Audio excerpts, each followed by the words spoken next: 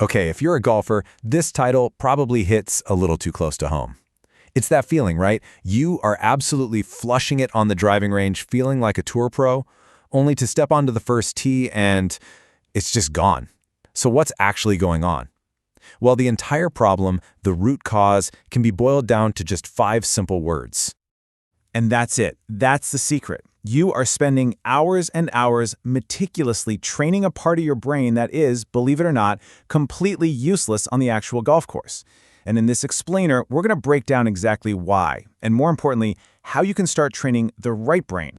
You know this exact scenario. You've just spent an hour with your 7-iron hitting these beautiful, tight draws, one after another. You are brimming with confidence. You step up to that first tee, you take this gorgeous, free-flowing practice swing, and then you proceed to slice your actual drive into the next time zone. It feels like a total curse, but I'm telling you it's not bad luck, and it's not just nerves. It's a failure of design.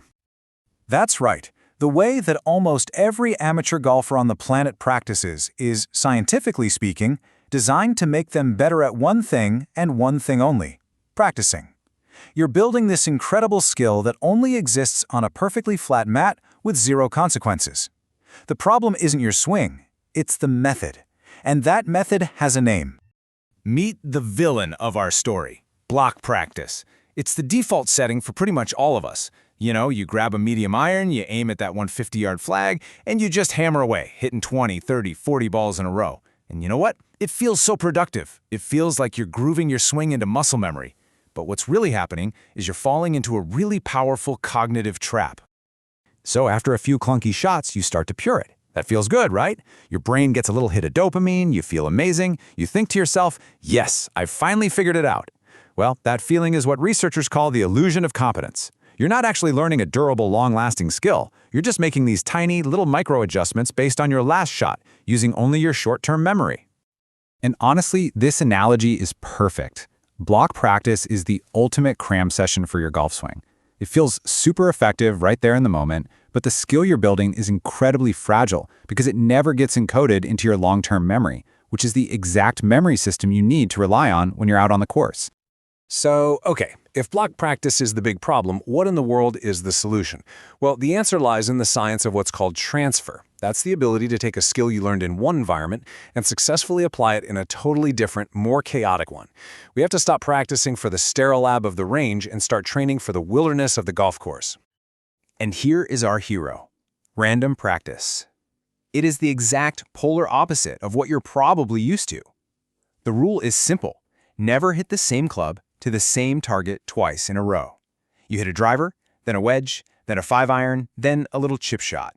I know, it feels messy. It feels totally chaotic. And that is precisely why it works, all thanks to this fascinating learning phenomenon. This right here is the absolute key. The contextual interference effect basically proves that when your practice is harder and more jumbled up, your brain is forced to work differently. For every single shot, it has to completely forget the last solution and build a new one from scratch. That struggle, that mental effort, is what carves out deep, durable neural pathways. So yeah, it feels like you're performing worse during practice, but you're actually learning so much more. And this chart, man, it just lays out the central trade-off perfectly. With block practice, it feels easy, it feels rhythmic. Your performance during practice looks really high, but the skill transfer to the course, almost 0.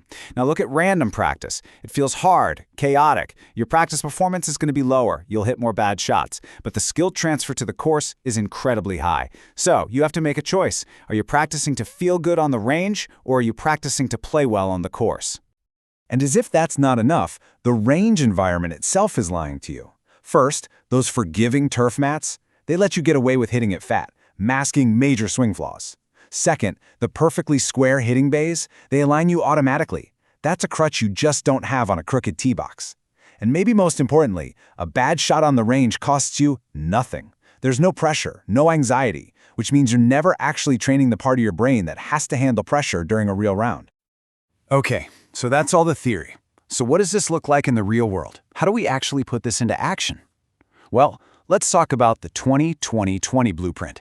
It's a dead simple plan for a practice session that will actually get you ready to go out and score. Here's the game plan. It's super simple. You divide your bucket of, say, 60 balls into thirds. The first 20 balls are for mechanics. This is your one and only chance to use block practice. Use it to warm up and focus on one single swing thought.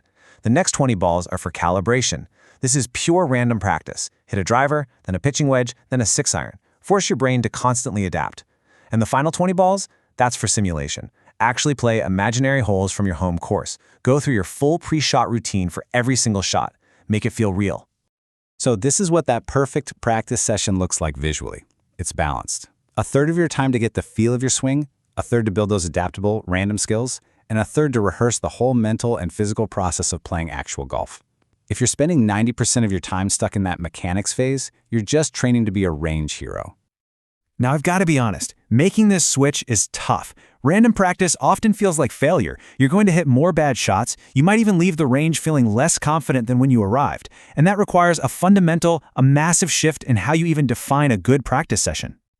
This needs to be your new mantra. The struggle is the point. That feeling of difficulty, of frustration, that is the feeling of your brain building new, stronger, more resilient pathways. If your practice feels easy, I hate to say it, but you are probably wasting your time. You have to start measuring your success not by the quality of your shots, but by the quality of the struggle.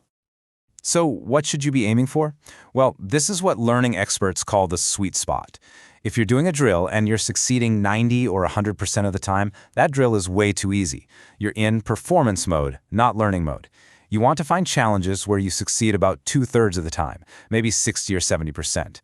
That difficulty zone is where real, lasting improvement actually happens. And in the end, that is what this all comes down to. The choice is yours. You can keep doing comfortable, easy block practice and look great to the people next to you on the range. Or you can embrace the chaos. You can engage in the struggle of random practice, and you can finally build a golf game that actually travels with you from the practice mat to the scorecard.